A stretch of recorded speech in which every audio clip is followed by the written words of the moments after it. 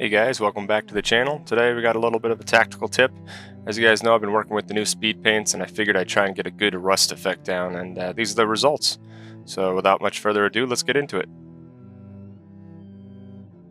As I found with working with speed paints, I really like to work from a gray undercoat, so I'm just going to take AK Interactive's gray primer here and give it a good coating. You can use any light gray primer you might have laying around though.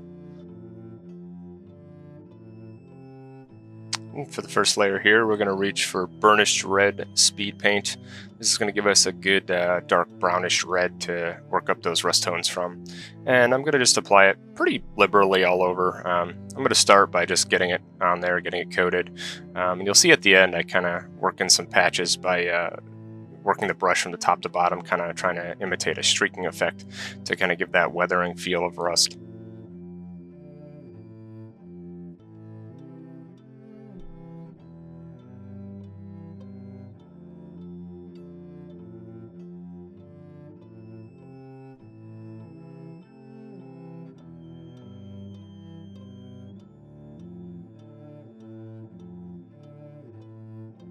And now I'm going to take that brush and just kind of drag things down a little bit while it's drying. Gives it a nice texture and helps kind of imitate rain or water that's kind of pulling the rust down.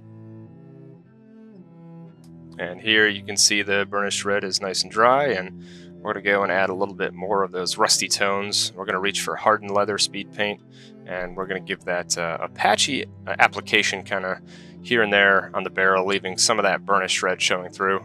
This will help start to build the textured appearance that rust has.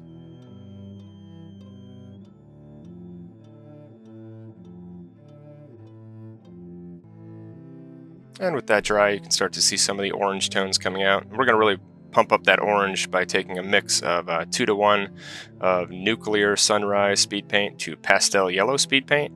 And we're going to be pretty liberal with this too, but just like the same as before, we're going to apply it kind of patchy, focusing on some of those raised areas where it'll really collect in the recesses and give that good rusty weathered appearance.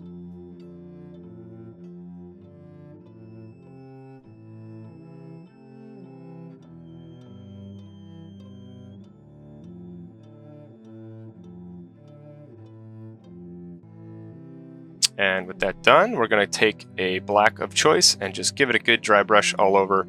It'll help knock back some of those raised areas and really give that burnished, weathered feel to it. And to complete this, we're going to make sure it has a very nice matte finish with a coat of matte varnish. This is VMS matte varnish, my favorite. This is really going to make the rust look very realistic. And here's the finished product. Pretty good. Took me about 5 minutes to do with a hairdryer. Pretty happy with it.